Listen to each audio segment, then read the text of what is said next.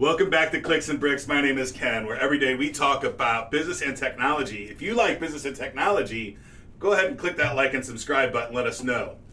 Today's episode is sponsored by Hosterian. Hosterian sponsors every show, really. They pay for everything behind the scenes if there's no other sponsors. So at Hosterian.com, you can get a really great, affordable cloud deployments for your business. If you're an MSP or a software as a service provider, Hosterian has your back. Today is, I've been out of town for a while, so that's why I didn't do shows Wednesday, Thursday, Friday last week. What is today's date? The 16th? It's August 16th today.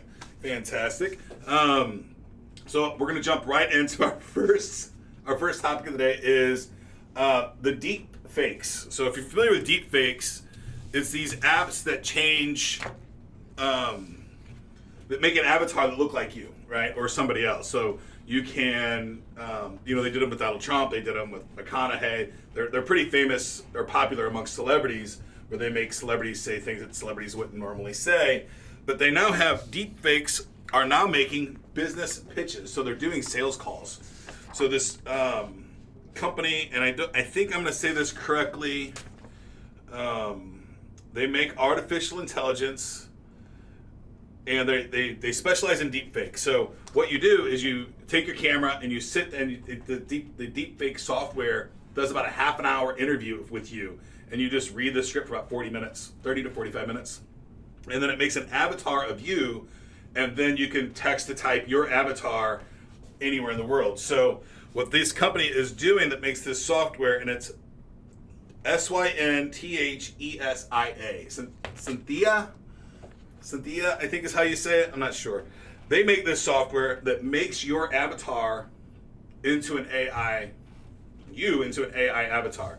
So you can then just type in whatever you want to say. So think about these spam emails, right? That you, whenever you're sending out bulk email and you say, right now it says hello, Chris, in the subject, you can literally have your AI read that out, and it looks like you're talking to the person making these videos. Technology is going to be used for a lot of cool stuff, but I think as we read last week in this whole AI problems that we're having with the Notify apps and these apps that are now, they can get a hold of your video persona and your AI that you've created of yourself, people can have you representing as you, saying all kinds of crazy stuff. So it's a little scary. I don't know if we have password protection down enough to really jump into this, but they've been working on this AI since 2017. It's pretty decent. I've seen some demos, and to have a sales rep that can talk directly to a consumer that you don't have to pay is pretty phenomenal.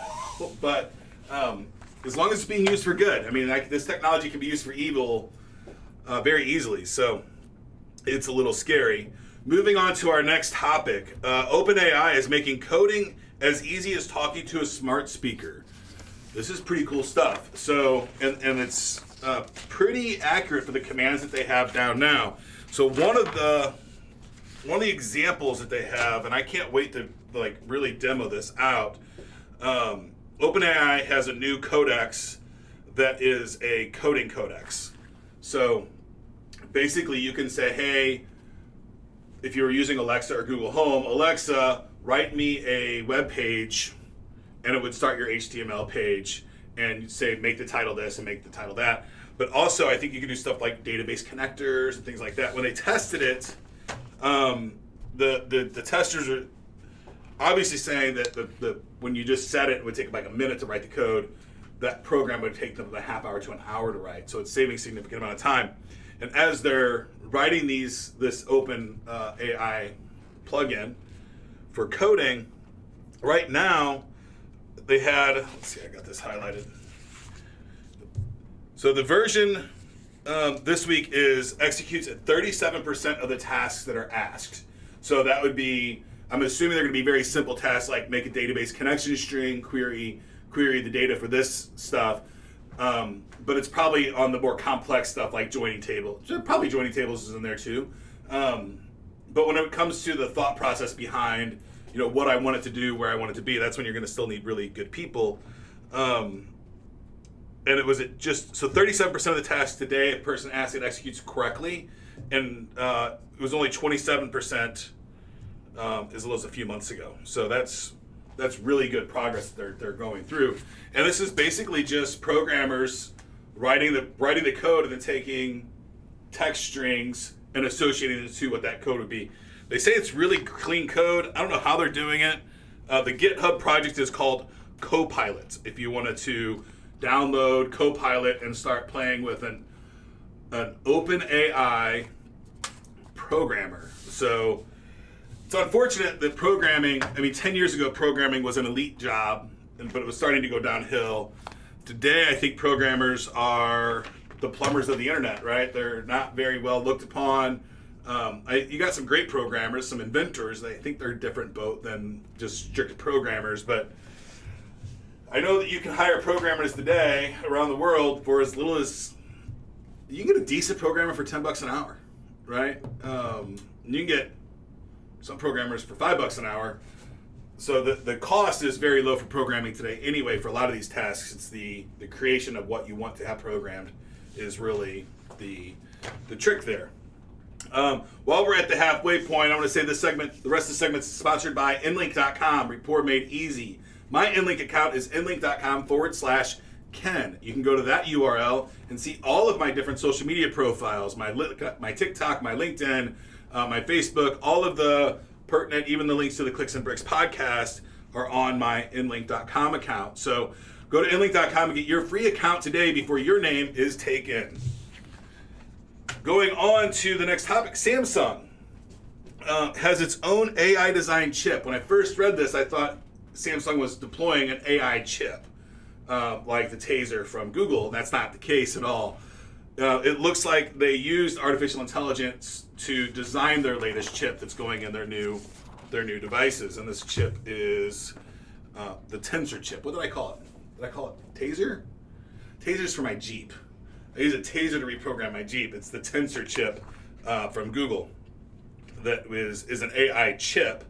But Samsung used in their new Galaxy Z Fold 3 the EXYNOS. Exynos? Exynos? NOS in my world is NOS. It always has been. So this is pretty cool stuff. And so what they're using the AI for, to the best of my knowledge, and I've done very few board designs in my life. I've been involved in like 3, I think, and they were open source projects, and I failed dramatically at all 3 attempts. But what I think what they're using the AI for is how to best lay out the chips. So on the board, on the PCB board. So it's that green board, it's inside the computer with all the pokey things on the back. It's solder. But if you pull your computer apart, you know what that is.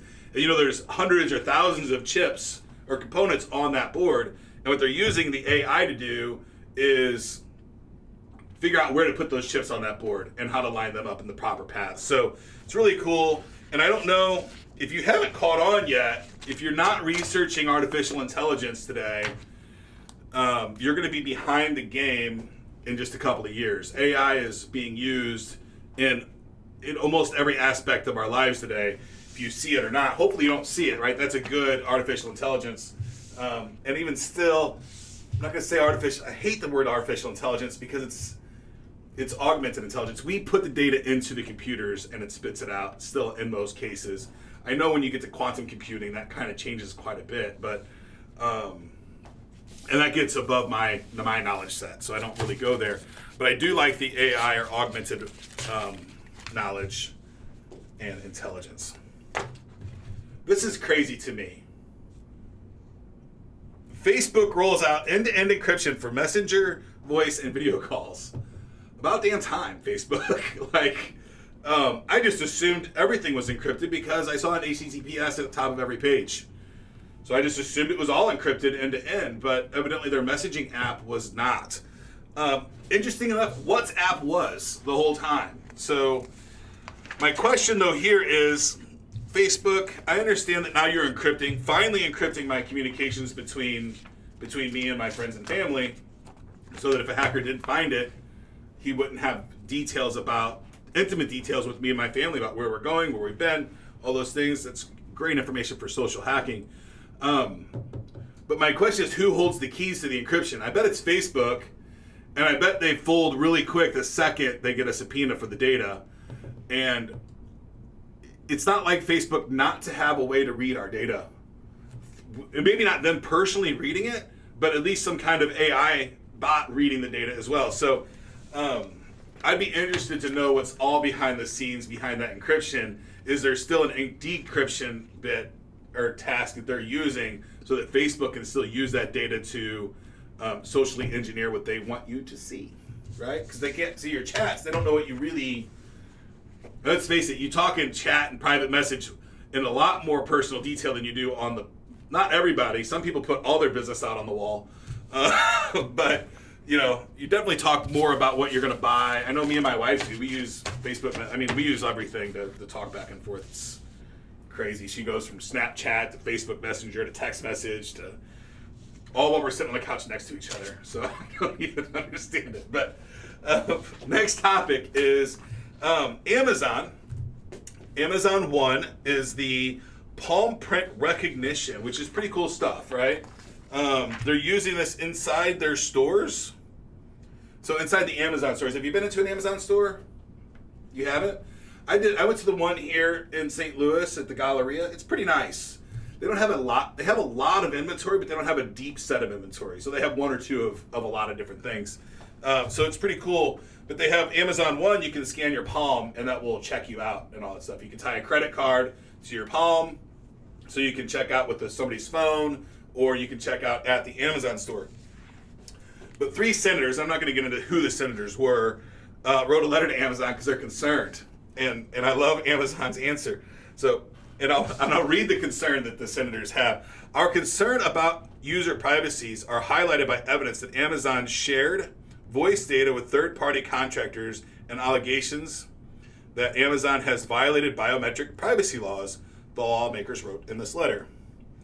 We are also concerned that Amazon may use data from Amazon One, including data from third-party customers that may purchase and use Amazon One devices to further cement its competitive power and suppress competition across various markets. All right? I mean, if they got the patent, they got the patent, right? And good for them for thinking about this first. I don't totally disagree with these senators. Obviously, they're Democratic senators, and I'm lean way more on the capitalist side. Amazon is a really powerful company. They're not a monopoly. There are other ways to pay. If the patent office is continuing to give them these patents, then it's their technology, and they can lease it to anybody they want.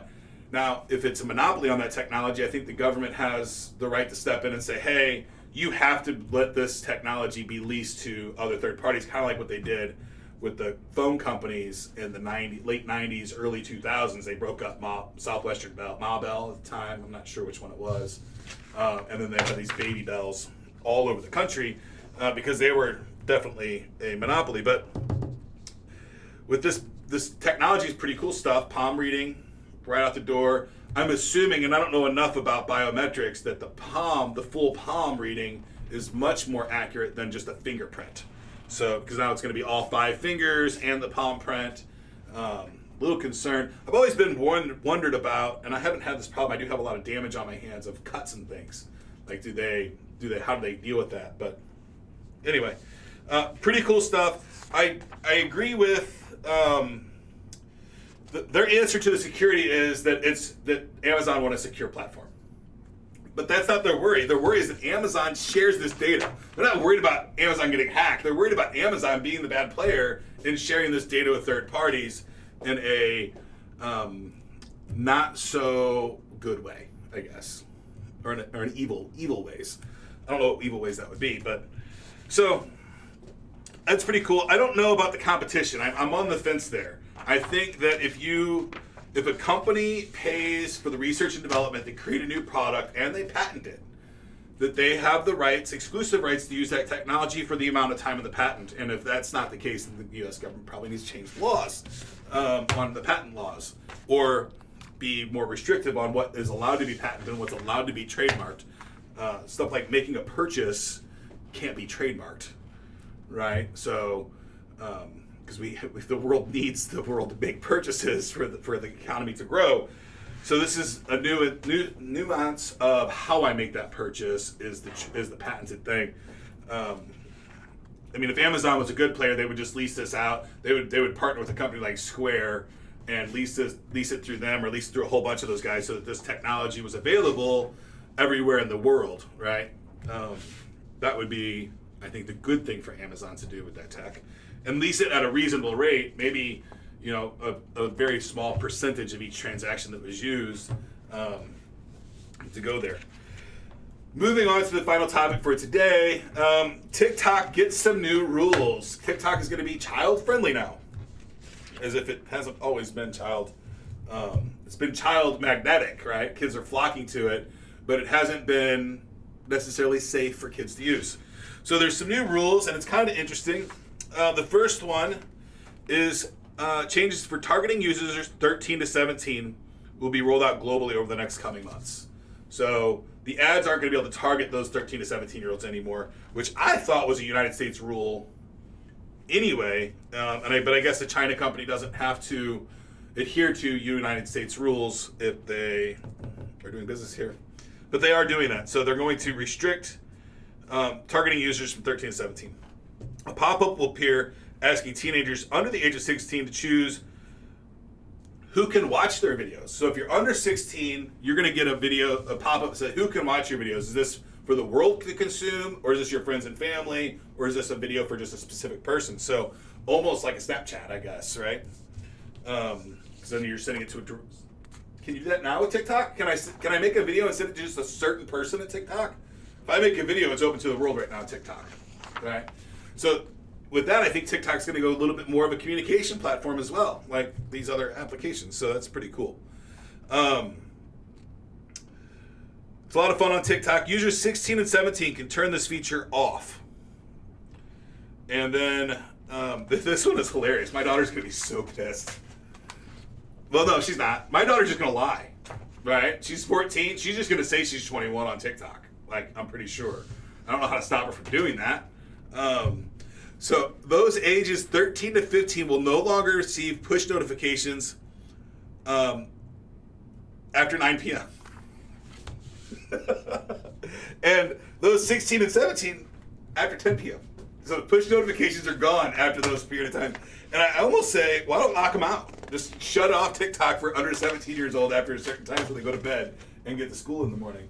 But I thought that was hilarious. I don't know what they're going to do to keep the kids from just lying about their age, right? If they're going to do some kind of age verification, like I know a lot of websites, like the financial websites, when I sign up for them, I have to send them, photo ID front and back, birth certificate, all kinds of crazy stuff to verify who I am.